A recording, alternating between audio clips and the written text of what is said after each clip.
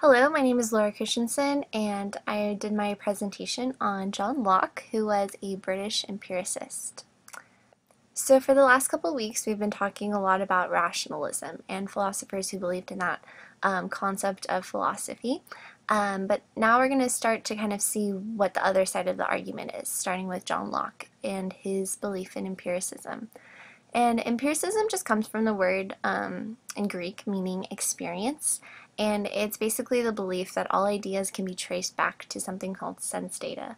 In other words, reason is unable to provide knowledge of reality, and knowledge can only be derived from experience. And this includes even some math and logical principles for some of these philosophers.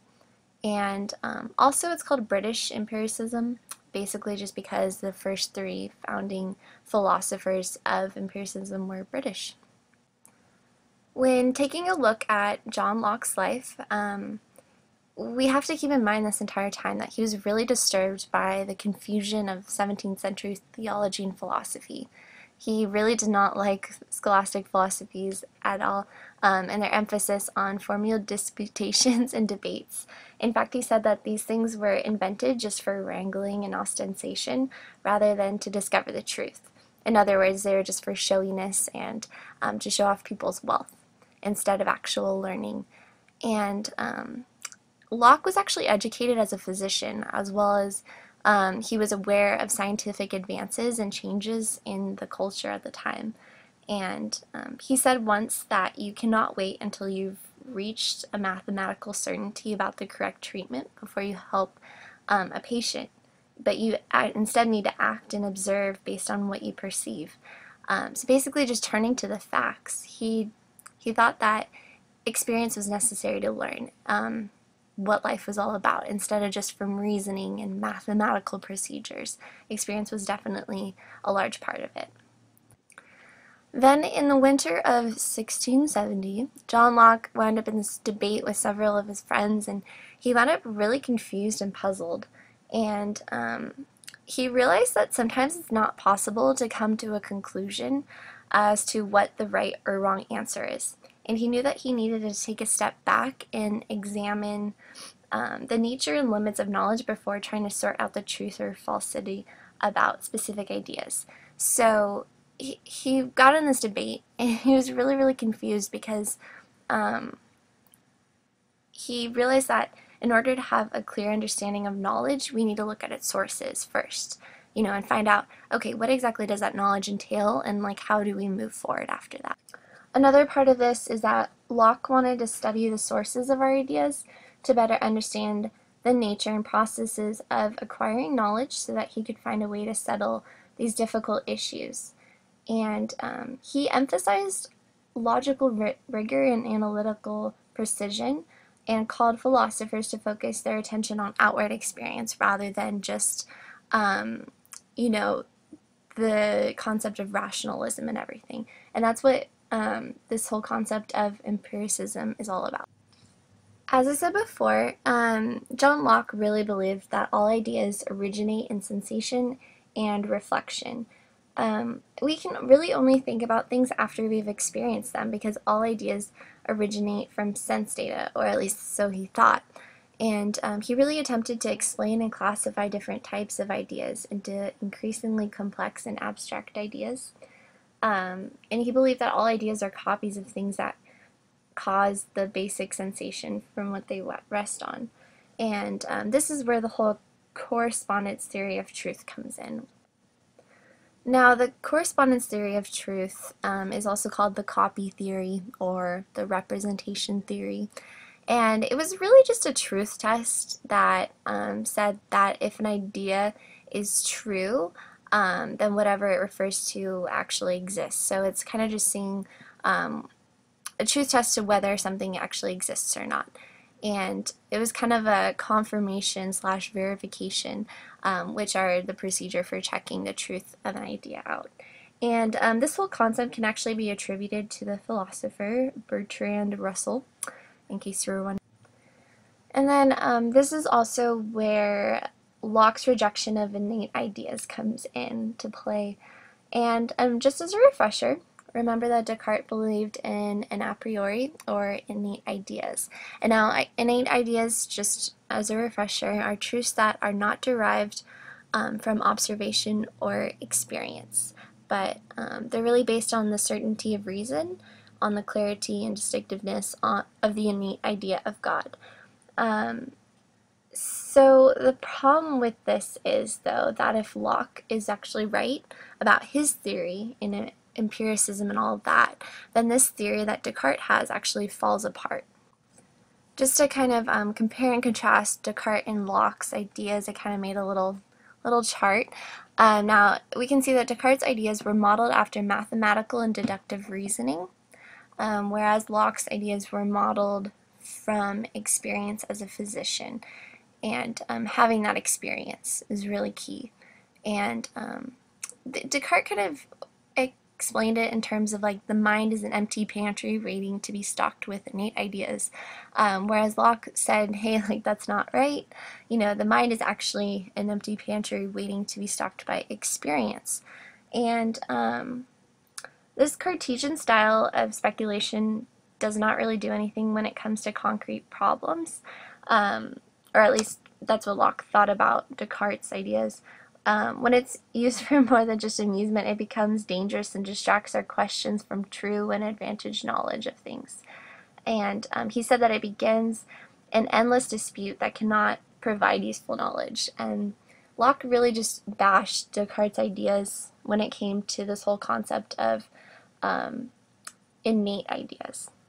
And he also accused people of labeling their ideas innate just to convince others to accept them secondhand without question. And although Descartes' method of inquiry would free us from scholasticism, and it would also impose on us another kind of dogmatism, a rationalistic one. So that was Locke's whole kind of argument against Descartes and his ideas. And he also said that reason really doesn't have any ground without experience, because you need to distinguish the truth from fantasy. So the tabula rasa, that funky word, the bottom, actually just means clean slate. So Locke's kind of argument against Descartes was that we're just a clean slate, ready to be filled with experiences, rather than just kind of having these ideas in our head and bringing them out and developing these innate ideas.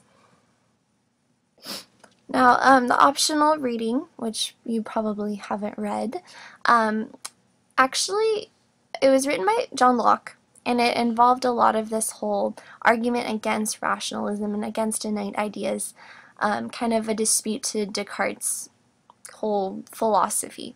And it was called An Essay Concerning Humane Understanding. And he came to the conclusion, kind of just a sum of what he talked about, is that speculative and practical principles are most taken for granted. Even though something may have universal consent, it does not mean that it's innate. So even though a lot of people agree about something, it doesn't mean that it's an innate idea. And he also found that it's a contradiction to say that there are truths imprinted on the soul, but we just can't perceive them. That was something that a lot of people who were following Descartes said. And yet, at the same time, Locke argued that if they're printed on our soul and we just can't perceive them, that just doesn't make any sense. And that's a contradiction in itself. And he also found that reason is not necessary to discover principles that are innate. And just continuing off of that too, he also found that there are different ways to perceive something, but there's only one appearance or conception in the mind. So you can take a look at a lot of different things, like the characteristics of, say, an apple. You can feel it, you can smell it, you can taste it, but it's still just an apple. It's still one conception in the mind. Another thing he found was that ideas can only be suggested and furnished to the mind. They can't ever be invented or destroyed. So he just suggests that that these ideas, they come by experience, but you can't just invent an idea without having that experience. And after you have that, you can't destroy it. And lastly, he thought that it was impossible to imagine new qualities that affect the senses. So we can't imagine in our human minds having like a seventh sense or something like that. Like it's impossible to do that just because we can't perceive it. However, on the other hand, like when it comes to God, like God, if he wanted to, he can give us a seventh sense, or a sixth sense or whatever, or four, but us as humans cannot imagine that because it's not what we experience. Now, something that Locke actually did agree with Descartes about was that under everything, there's something substantial that holds everything together, including like the sensible qualities of experience. And that this substantial something, quote unquote, is called substance. And he said that there must be something that supports the qualities that we find exist in reality. So something has to be underneath them, and that's what substance is. Now, we really don't have a clear and distinct understanding of substance itself, according to Locke, but we have an idea about the qualities that are capable of producing those simple ideas in us. So we have an idea about kind of what it is, but we can't put our finger on it. But Locke also saw that there were different types of substances, one being mind, which is a substance that holds extended things together, so sensible qualities. And then the mind, which is thinking substance that concerns operations of the mind. So those are the two different types of substances that Locke saw, and he accepted this as this Cartesian type of dualism, where mind and matter are viewed as different types of substance. Now, something else that Locke observed was that there are two different types of qualities. There's primary qualities, which are sensible qualities that exist independently of the perceiver. So these include shape and size and location and motion. They're basically just objective properties of things. Then the second type of quality are qualities that exist dependently on a perceiver, and these are called secondary qualities. And these are things like color, sound, taste, and texture that require a perceiver. So they're subjective properties of things because they depend on the perceiving subject. And there's a distinction between primary and secondary qualities, and it's very, very important for the confirmation of the world of common sense.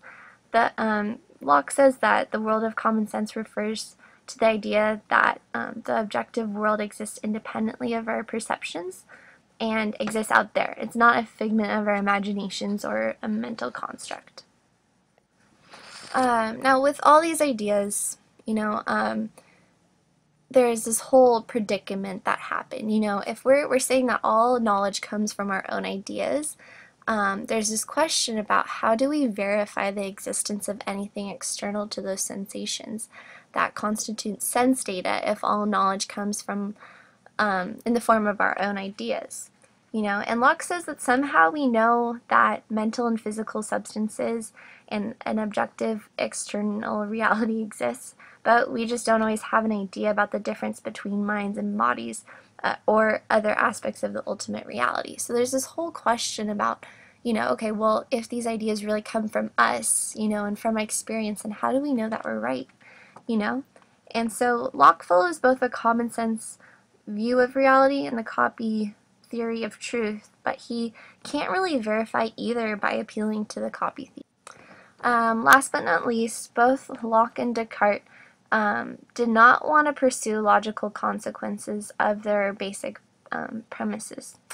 Both were not able to move from direct knowledge of their own ideas to direct knowledge of external realities. So there's just kind of like a cliffhanger. Like, okay, like all these things may be true, in Locke's sake, we can experience all these things that form ideas, but how are they connected? How do we move past that? And so, yeah, that was just my presentation. I hope you enjoyed it and have a fantastic evening.